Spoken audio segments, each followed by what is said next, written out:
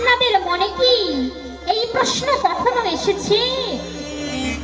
যে শিবকেই কেন মহাদেব বলা হয়, অন্য কোন দেবতাকে বলা হয় না কেন? হে ভক্তমণ্ডলী, মনে রাখবেন মহাদেবের মধ্যে এমন এক বিশেষ গুণ রয়েছে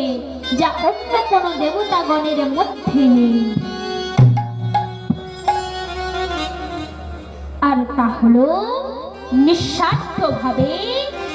সেবা করা। যদি প্রয়োজন পড়ে, যদি সৃষ্টির পথে বিনাশের কালো মেঘ ছেয়ে আসে,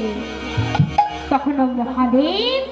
নিজের প্রাণের চিন্তা না করে হলাহল মানে বিষ পান করার জন্য